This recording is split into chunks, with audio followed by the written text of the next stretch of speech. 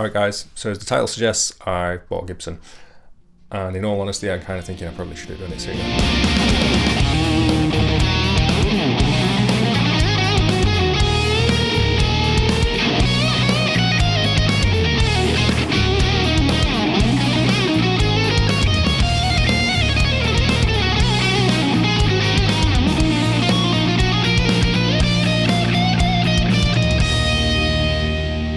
This is my new guitar, and the intention of this video isn't so much to be a demo per se. I will dot some playing clips throughout just so we're not listening to me talk the whole time.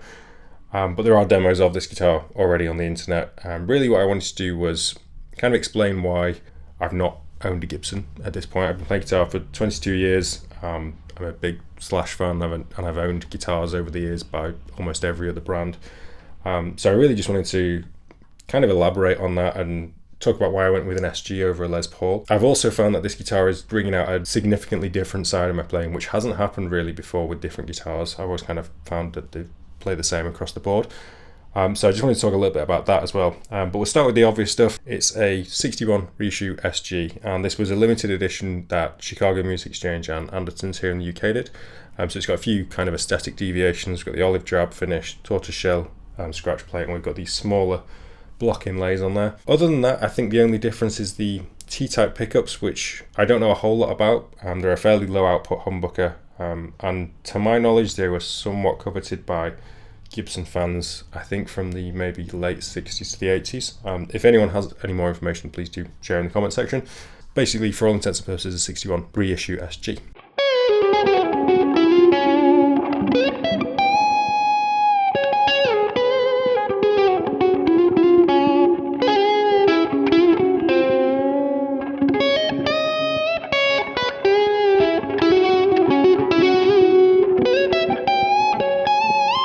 Now, I mentioned at the top of the video, I'm a big Slash fan, along with other players like Justin Hawkins, and I've always thought Les Pauls looked and sound cool, and really I've always kind of been a bit disappointed that whenever I've played them I've not actually felt all that comfortable. In part I think to do with the scale length, but far more so the body shape. I've always felt that the cutaway of a Les Paul has always felt like it's kind of put it over here for me. Whilst I've always appreciated them as an instrument, I've just kind of wrote them off as a guitar that I wasn't going to get on with. Visually, I'd never really been a fan of the SG before either.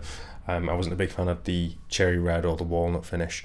That all changed pretty much overnight though, when I saw this. So I thought, having seen an SG that I really like the look of, I'd give it a go. I'd see if I could kind of scratch that Les Paul itch. I mean, tonally speaking, SGs are typically a little bit more top end, bit more upper mid focused than a Les Paul, which tends to have more low mid focus and a bit more low end. I think, to be honest though, with a decent EQ and a decent amp, you can pretty much achieve the sound of one with another and vice versa. And I definitely feel more comfortable playing it with that body shape. So I think it definitely kind of confirmed that it was more the body shape than the scale length that I was struggling with previously.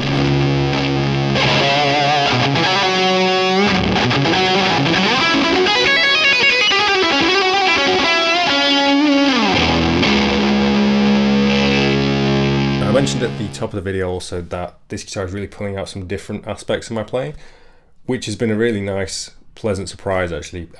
Typically I've not really found that's happened. I know some people find that when they play different guitars it pulls out different aspects of their playing.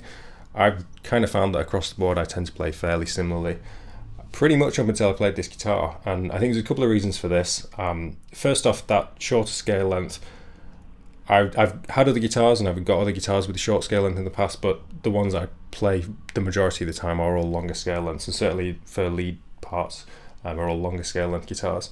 And being a Slash fan, as I mentioned, and having taught and learnt a load of his songs over the years, always noticed that he didn't tend to use his pinky much, particularly in the earlier Appetite stuff, and that makes far more sense having spent an extended amount of time with a Gibson guitar on a shorter scale length, just because some of the stretches are far more feasible with the ring finger, whereas you might need your pinky to facilitate some of those stretches on a longer scale length. I've really noticed this when I'm improvising. It's kind of making me try different shapes. Also, I think the fact that the SG has been an icon of rock music for decades, and I think this one in particular with this colour combo kind of screams hard rock, so it's almost kind of putting me in that improvisational mindset from the get-go. So I'm noticing when I'm doing solo takes like the one at the start of this video, I'm finding I'm leaning far more towards kind of classical rock lead playing than some of the more modern like legato techniques that I typically lean on. So really I just wanted to share my experience with this guitar, as it really has kind of surprised me, and maybe for anyone who's written off Les Pauls in the past and struggled to play them, it might be worth trying an SG. As I'll say in almost every other video, this is total personal preference. I'm sure the people who love Les Pauls and don't get on with SGs, but just really I thought I'd share my experience, given that I was kind of surprised to be so pleasantly surprised by it. With all that said, if anyone's got any questions, do drop them in the comment section.